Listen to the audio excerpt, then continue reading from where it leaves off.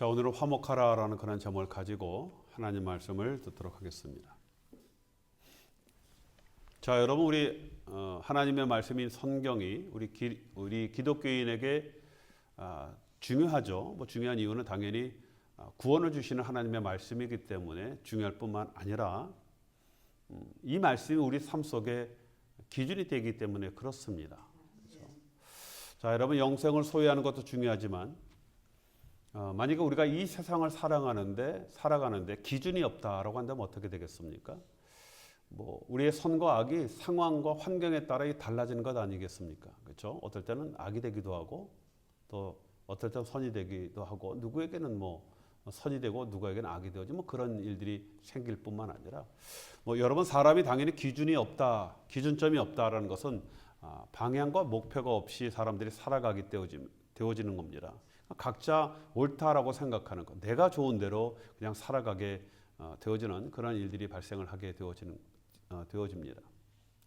자, 여러분, 요즘과 같이 다양성이 참 많이 강조되어지는 그런 사회죠. 물론, 자, 여러분, 이 다양성을 존중하는 것 굉장히 중요합니다. 그런데 문제는 이것이 지나치다 보면 기준이 없어지는 것 아니겠습니까?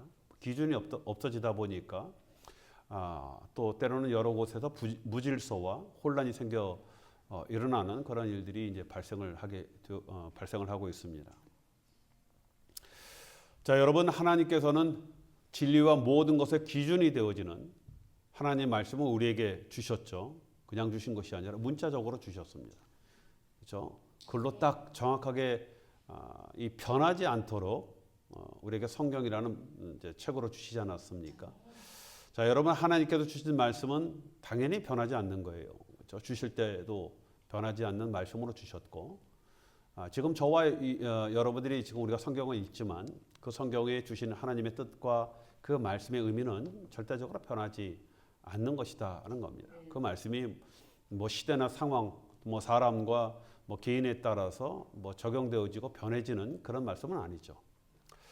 자, 그런데 문제는 우리가 하나님 말씀을 어떻게 해석하고 이해하느냐라는 거예요. 그렇죠? 잘못 해석하면 우리의 이해가 잘못되어지고, 여러분, 우리의 이해가 잘못되어진다는 것은 굉장히 중요한 문제죠. 왜냐하면 우리의 기준점이 틀려지기 때문에 모든 것이 다 문제가 발생을 하게 되어지는 겁니다. 전에는 기준이 여기였는데 어느 날 갑자기 기준이 바뀌어지면요, 우리의 모든 것들이 다 바뀌어지고 혼동이 일어나게 되어지는 겁니다. 어떤 분들은 그런 얘기를 해요. 목사님, 성경에 무슨 해석이 필요합니까? 라고 이렇게 반문하시는 분들이 있는데, 자, 여러분, 성경은 해석이 필요합니다. 왜 그렇습니까? 성경은요, 헬라어와 이 히브리어로 써 있지 않습니까? 물론 이제 아람어도 많이 나와 있지만, 또 뿐만 아니라 당시 쓰여질 당시의 문화나 시대적 차이가 있죠. 또 성경 안에는요, 비유나 또 시, 예언과 같은 그런 이런 말씀들이 있기 때문에 때로는 우리의 해석이 필요합니다. 해석이 되어지지 않으면 잘 이해가 되지 않는 그런 일들이 있기 때문에 그렇습니다. 자, 여러분, 그래서 해석이 굉장히 중요하죠. 같은 글도 다르게 해석이 되어질 수 있기 때문에 그렇습니다. 자, 그래서 하나님 말씀을요, 우리가 제대로 해석하는 거 굉장히 중요합니다. 어떤 분들 이런 얘기하면, 아이, 목사님, 그럼 목사님이나 신학자들이 하는 것 아니겠습니까? 라고 얘기했는데, 그럼 우리에게도 필요하거든요. 자, 여러분, 저희가 대학을 마치고 신대원에 가서 3년 동안 신학을 배우거든요. 3년. 여러분, 지금 신앙생활 몇 년 하셨습니까? 그죠? 보통 다 30년 이상 하신 분들이거든요. 그죠? 그렇기 때문에 여러분들도 신학이 그런 배경들이 여러분 잘 깔려 있게 되어지는 겁니다.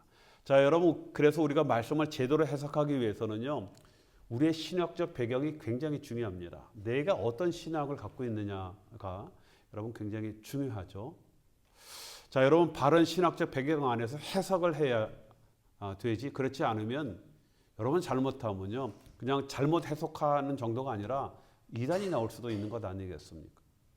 자, 여러분, 이단이라고 해서 거창한 것이 아니죠. 그렇죠? 여러분 알다시피 이단이라는 것은 다를이 끝단이거든요. 끝에 좀 다른 거예요. 그런데 이 끝에 조금 다른 것이 진리를 완전히 왜곡할 수 있기 때문에 여러분 굉장히 이 해석이 중요하다는 겁니다. 자, 여러분 또 한 가지 우리가 해석할 때 주의할 점이 있죠. 우리가 물론 성경을 읽을 때 성경 말씀을 그냥 문자적으로 해석을 대부분 다 합니다. 그렇죠? 그렇지만 때로는요. 아까 말씀드린 것이 성경 안에는 비유나 강조, 때로는 상징적인 그런 표현들이 있어서 성경 안에 문맥과 당시의 문화나 그런 상황들을 고려해 가면서 여러분 해석이 필요한 그런 경우들이 많이 있습니다. 자, 여러분 그래서 어떤 것들은요. 도리어 문자적으로 해석하면 잘못되어지는 그런 경우들이 많이 있죠. 여러분 성경 안에는 이런 부분들이 많이 있습니다. 요한복음 1장에 보면은요. 세례 요한이 예수님을 보고 뭐라고 말씀하셨습니까? 세상 짐을 지고 하는 어린 양이라고 얘기해요. 예수님을 어린 양이라고 얘기했어요. 여러분 문자적으로 해석하면 어떻게 돼요? 예수님이 양이 되어야 하는 거예요. 그렇지 않죠, 그렇죠? 비유적 아니겠습니까? 성경에는 무조건 성경 안에 이런 비유적인 것이 있지 무조건 문자적으로 해석을 하면 안 되는 겁니다. 또 오늘 말씀 이제 우리가 봉독을 하지 않았지만 29절까지 이렇게 보면요, 눈이 실족하면 눈을 빼고 손이 실족하거든 뭐라고요? 찍어버리라 이렇게 말씀을 하셨거든요. 물론 어떻게 우리 눈과 손이 우리를 어떻게 실족하게 하겠습니까? 못하죠. 또 그렇다고 실족한다고 여러분 빼어버리고 잘라 버릴 수 있습니까? 그렇죠? 뭐 우리 중에 뭐 그런 온전한 사람 뭐 하나도 없는 건 당연한 것 아니겠습니까? 여러분 우리가 이 말씀은 상식적으로 상징적인 의미로 죄에 대한 강력한 경고의 말씀이거든요. 이걸 문자적으로 해석해 버리면 다 뭐 우리 속된 말로 손모가지 다 잘라야 되는 건 아니겠습니까? 그렇죠? 자, 때로는 전후의 문맥과 이 단어나 다른 문장에서 어떻게 사용하는가를 우리가 점검을 해야 하는 겁니다. 그렇게 또 점검해서 해석을 할 필요가 있습니다. 따라서 성경은요, 해석이 필요하다고 그랬잖아요. 역사나 문화나 앞뒤 전의 문맥에 맞게끔 여러 가지를 따져가면서 해석을 해야 이 정확한 바른 해석이 되어지는, 어떻게 보면 좀 전문적인 그런 작업이 되게 되어집니다. 자, 여러분 의사가 전문적인 지식과 또 사명을 가지고 수술을 하는 것 같지 하지 않습니까? 치료를 하잖아요. 여러분 성경도 마찬가지예요. 전문적인 지식과 영성을 가지고 해석을 해야 하는 것. 이것이 이게 성경의 해석 작업 아니겠습니까? 비어있는 자, 뭐가 비었습니까? 우리말로 하면 골비었다고 그러잖아요. 골비었다. 그렇죠? 우리도 골비어서 그러면 이거 좀 심한 욕 아니겠습니까? 그렇죠? 뭐 예수님 시대에도 그런 것들이 있었던 것 같아요. 그렇죠? 뭐 주로 상대방을 멸시하거나 인격적으로 무시할 때 사용하는 그런 표현이 되게 되어지는 겁니다. 또 미련한 놈, 이것은요 원어적 의미를 이렇게 따져보면요, 뭐 단순히 지능이 좀 낮다 그런 뜻이 아니라 이 도덕적으로 부패하고 하나님을 무시하는 자, 즉 악하고 어리석은 자, 이것을 뜻하는 말로요. 상대를 정죄하고 멸시하는 그런 욕과 같은 그런 말이거든요. 자, 여러분 이 본문을 읽으면서 여러분 마음속에 어떤 마음이 듭니까? 조금 걱정 안 드세요? 그렇죠? 우리 주님께서 이렇게 욕하는 사람 어디에 간다고요? 그렇죠? 지옥불에 들어간다라고 말씀을 분명히 하셨거든요. 그렇죠? 근데 우리 중에 이 정도 욕 안 하시는 분 있습니까? 그렇죠? 저는 절대 이런 욕 안 합니다라고 하신 분 있습니까? 그렇죠? 자, 여러분 그러면 우리 중에 뭐 지옥에 안 들어갈 사람은 뭐 하나도 없는 것 아니겠습니까? 그렇죠? 뭐 그렇다고 당시에 예수님 당시에 사람들의 언어가 뭐 지금 우리보다 더 선했다, 더 고등적이다라고 말할 수는 없거든요. 자, 여러분 그래서 이 말씀도 당시에 문화적으로 그 당시의 사람들이 서로 이해가 되는 뭔가 이 보편적인 의미가 있거든요. 이 단어를 딱 할 때 그 사람들이 딱 느껴지는 그 감정이라든가 그 반응이 있지 않겠습니까? 자, 여러분 그래서 이 말씀은 당시의 사람들이 이 말씀을 들을 때 분노나 좌절이나 절망을 느끼게 하고 실족해 하는 그런 욕을 아주 의도적으로 하는 그런 사람들 있잖아요. 그렇죠? 어떻게든 저 사람을 그냥 넘어뜨리게 하려고 의도적으로 하는 그런 자들에 대한 경고의 말씀이다라는 겁니다.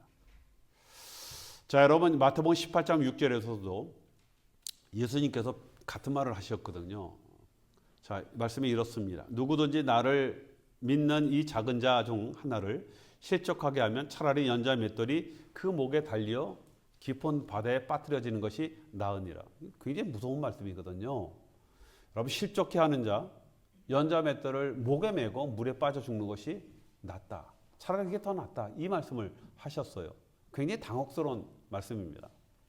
자, 여러분 연자 맷돌은요 가정에서 쓰는 맷돌과 틀리거든요. 뭐 당시에 예수님 당시에 그 맷돌이 없다라고 하면은 이게 큰일 나거든요. 뭐 음식을 다 갈아서 그 음식을 만드는데 이게 없으면 큰일 나거든요. 근데 여러분 연자 맷돌은 사람이 이렇게 가는 정도가 아니라 이 나귀들이 돌리는 큰 맷돌이거든요. 뭐 이게 뭐 수백 킬로가 아니라 수톤이 되어질 수 있는 그런 무게를 대는 이것을 목에 메고 바다에 던지면 어떻게 되겠습니까? 그렇죠? 자, 여러분 이 말씀 역시 실족에 대한 경고의 말씀이거든요. 그렇죠?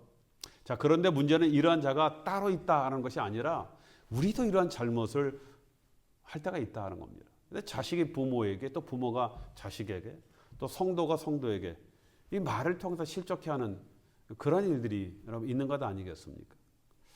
혹 나는 말로 누구도 전혀 시험에 들게 하지 그런 일이 없다라고 그렇게 생각하시는 분이 있습니까? 자, 여러분 그러면 우리가요 다 우리가 실수하지 않습니까?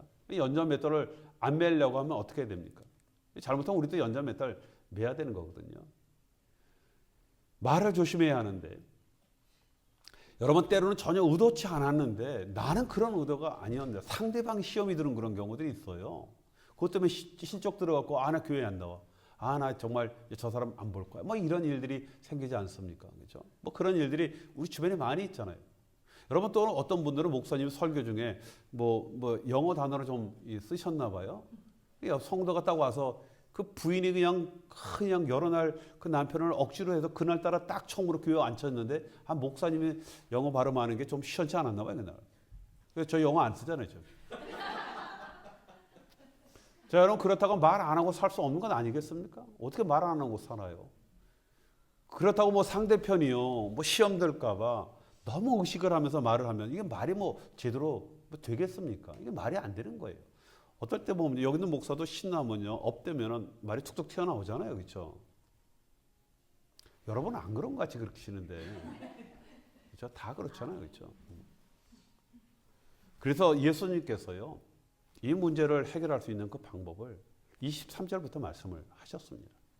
자, 여러분 23절의 말씀에 보면은 제단에 예물을 드리려다가 거기서 내 형제에게 원망 들을 만한 일이 있는 것이 생각나거든 예물을 제단 앞에 두고 먼저 가서 형제와 화목하고 그 위에 와서 예물을 드려라라고 말씀을 하셨습니다.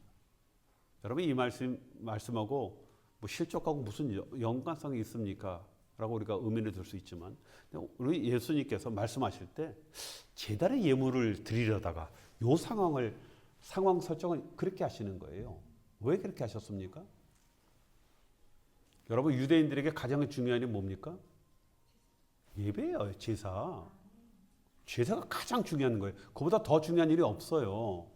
그런데 가장 중요한 일이었던 그 제사를 드리려다가 그것도 어디서요? 거기서 성전에서 원망될 일이 생각나거든 먼저 화목하고 와서 제사를 드리라. 우리 주님의 포커스가 여기에 있습니다. 자, 여러분 이 말씀은 화목이 제사보다 더 중요하다 그 말씀을 하시려는 것이 아니에요. 그렇게 해석하면 안 됩니다. 이것은 뭐예요? 우선순위를 말씀하는 거예요. 중요성이 문제가 아니라 우선순위. 화목이 제사보다 먼저 선행되어야 할 것을 말씀을 하는 겁니다. 무슨 말씀이에요? 화목이 안 되는 제사는 온전한 제사가 되지 않는다. 실족이 그만큼 중요하다 이 말씀입니다. 화목의 중요함을 말씀을 하시는 거예요. 자, 그래서 23절의 말씀은 온전한 예배를 말씀하는 것보다 화목의 중요성 이것은 이제 강조하시는 말씀이죠. 여러분 그래서 화목은요 해도 되고 안 해도 되고 뭐 그런 게 아니라 그냥 넘어가자 이런 것이 아니라 어떻게 보면 반드시 해야 한다. 이것은 말씀을 하시는 겁니다. 우선순위를 예배보다 먼저 두셨기 때문에 그렇죠. 자, 그래서 본의 아니게 생긴 실족을요 화목을 통해서 해결하라라고 말씀을 합니다. 본의 아니게든 뭐 의도적이든 무의식적이든 어쨌든 형제가 실족이 되어질 때는 화목을 해야 한다. 화목을 하라라고 말씀을 하시는 겁니다. 자, 여러분 우리가 살아가는 동안 실족해야 하는 일이 없도록 조심하는 거 이게 중요하죠. 처음에는 가장 중요한 거는 실족하지 않도록 우리가 입 조심하거나 뭐 행동 조심하는 건 아니겠습니까? 뭐 그렇지만 뭐 예수님께서 실족하는 일이 있을 수 없으나라고 말씀하셨거든요. 그래서 실족해하는 자는 화가 있다라고 이렇게 말씀하셨거든요. 있어요. 그러나 반드시 화목으로 해결할 것을 말씀을 하셨습니다. 자, 그런데 여러분 우리가 상대편이 실족 안 하게 하려고 아까 말씀드린 것 같이 여러분 이 상대편을 살피면서 조심하면서 대화를 하면 얼마나 힘들겠습니까? 피곤하잖아요. 그렇죠? 이거 뭐 눈치 보면서 뭐 대화라는 건 가끔가다 업도 되고 막 그냥 오버도 좀 하고 막 그렇잖아요. 그렇죠? 피곤한. 근데 그거 뭐 신경 쓰려면 얼마나 피곤하겠습니까? 자, 그래서 오늘 예수님의 말씀은 그렇게 실족에 신경 쓰는 것보다 화목하는 일에 더 노력하라 이 말씀이 있는 겁니다. 그렇죠? 실족 안 하게 하려고 막 경계하는 것보다 그거보다는 우리가 화목을 하는데 더 신경을 쓰면은 그러면은 그렇죠? 이 화목하게 되어지면 당연히 실족하는 일도 없어지게 되어진다. 이 말씀입니다. 자, 여러분 이게 그 말 조심하려고 막 신경 쓰는 것보다 화목해 하려고 노력하는 게 어떤 게 더 분위기가 좋겠습니까? 그렇죠? 예. 화목하게 하려고. 그렇죠? 자, 그래서 화목을 예배보다 더 우선순위로 우리 주님께서 말씀을 하셨습니다. 자, 여러분 예수님께서 이렇게 말씀하신 것은요. 이 화목은요. 그렇죠? 이것은요. 우리 지상의 단어가 아니기 때문에 그래요. 이건 천국의 단어입니다. 자, 여러분 화목을 제일 먼저 사용하신 분이 누구예요? 여러분 이 화목은요. 하늘로부터 내려온 단어거든요. 하나님께서 독생자 예수를 통해서 제일 먼저 이 단어를 사용을 하셨습니다.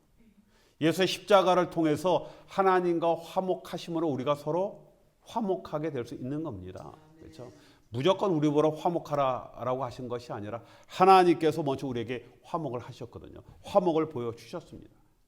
자, 그래서 진정한 화목은 하나님과 화목을 통해서 그 은혜와 사랑을 깨달은 자들이 여러분 화목을 할 수 있는 겁니다. 그렇죠? 여러분 진정으로 하나님과 화목되었습니까? 그러면은요, 우리는 반드시 어떠한 갈등도 화목할 수 있습니다. 예수님께서 뭐라고 말씀하셨어요?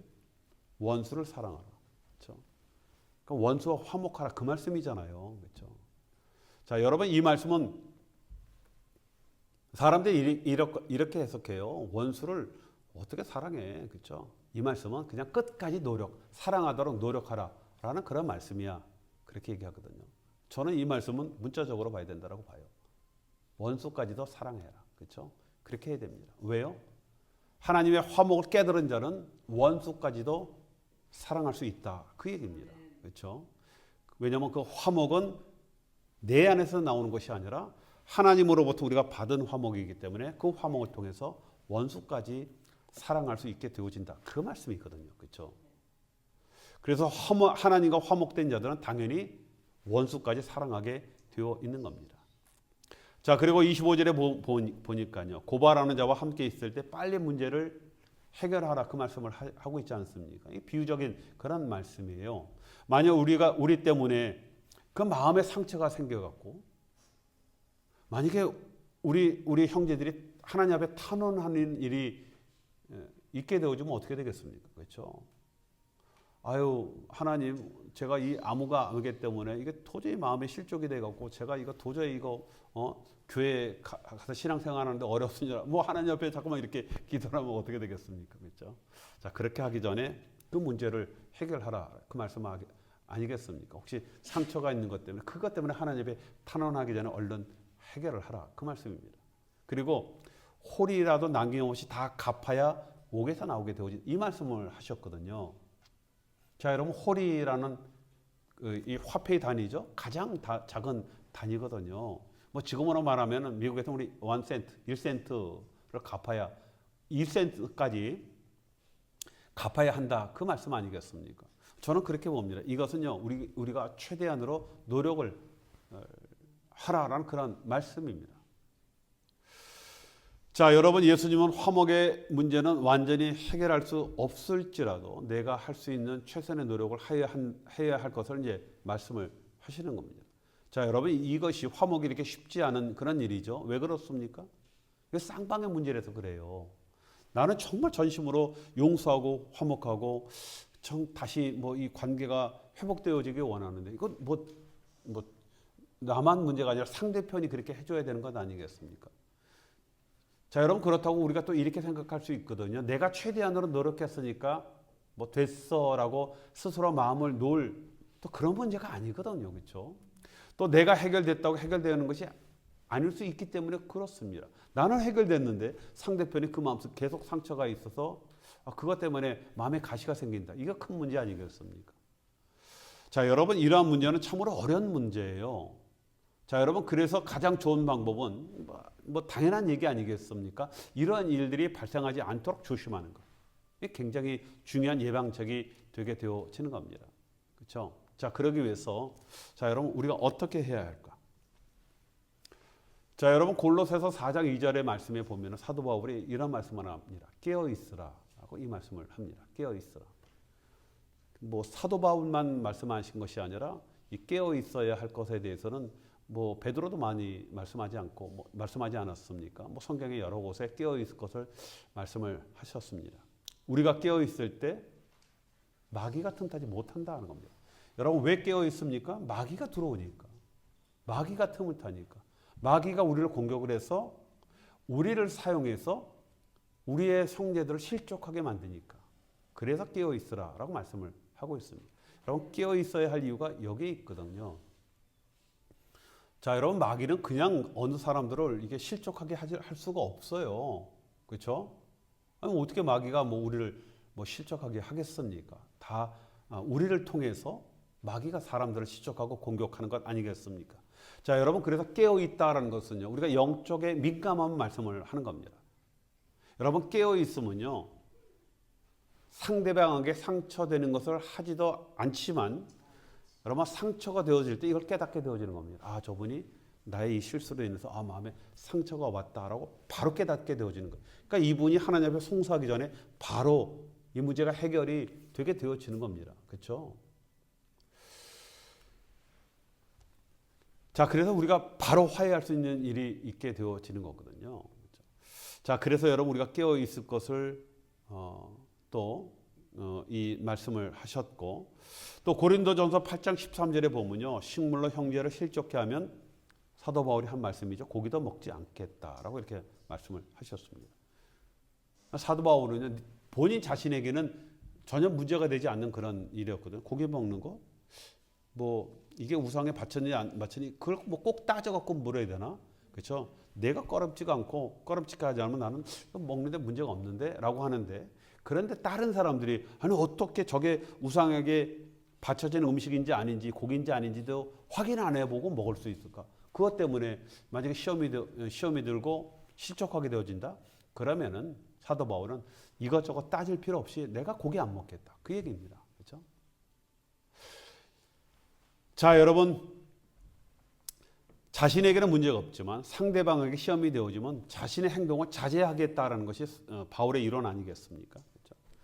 자, 여러분, 그런데 문제는요. 그렇다고 우리가 상대방이 싫어한다고 무조건 다 못하면은 그것도 문제가 있는 것 아니겠어요? 그렇죠?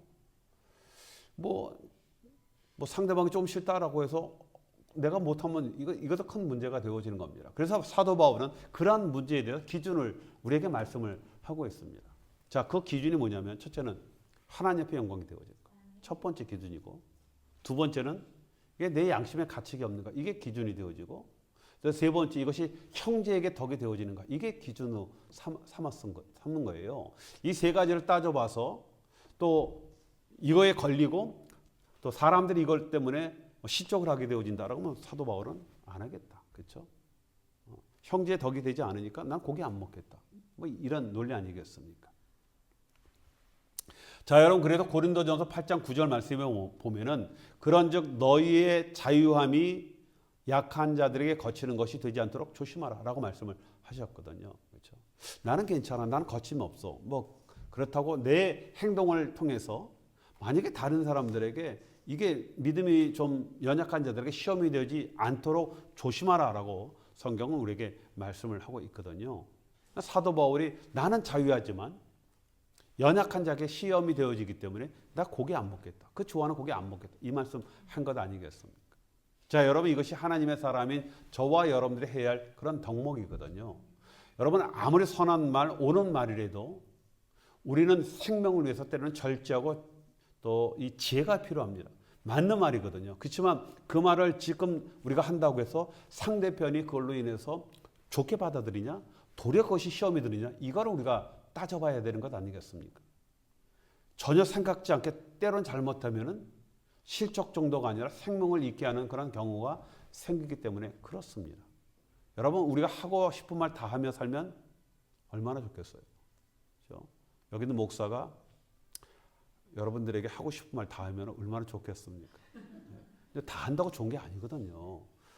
내가 하고 싶다고 말 다 한다고 여러분 좋겠습니까? 그렇죠? 그런데 하나님의 영광을 위해서 절제함으로 또 상대편을 살리는 그런 믿음이 되어야 할 것을 말씀을 하고 있습니다. 자, 여러 말씀을 맺습니다. 오늘 말씀에 우리가 화목을 이루는데 그 중요성을 말씀을 하고 있죠. 어떻게 보면 우리가 예배보다 더 우선순위로 우리가 해야 할 것이 바로 화목이다. 화목이 된 후에 하나님 앞에 우리가 예배를 드릴 때 그 예배가 하나님 앞에 올려지는 그런 예배가 되어진다라는 것들을 말씀을 하고 있습니다. 자, 여러분 그래서 우리가요 될 수 있으면 이 격려와 위로의 말, 우리가 생명을 세워주는 그런 말을 많이 사용하는데 우리가 더 주력을 할 필요가 있지 않겠습니까? 따끔하게 한마디 하는 것보다 도리어 어떻게 보면 칭찬하는 것이 도리어 그 문제를 해결하는데 그 상대편을 세우는데 여러분 더 효과적일 수가 있거든요. 도리어 상대편이 악의적으로 나에게 어떤 말을 뱉을 때 내가 정말 사랑하는 마음으로 그렇죠? 선한 말로 그것을 우리가 대응하면은 상대편이 그 마음이 바뀌어질 수가 있거든요. 이것이 우리 믿는 자들의 자세가 되어지고 또 선을 또 쌓게 되어지는 또 하나님의 영광 되어지는 그런 행동이 되지 않겠습니까? 다시 한번 우리가 이런 화목의 언어, 이 천국의 언어를 사용함으로써 또 우리 하나님 앞의 영광, 또 우리의 모든 관계가 회복됨으로 복의 통로로 사용되어질 수 있는 저와 여러분이 되시길 주님의 이름으로 축원드리겠습니다. 기도합니다.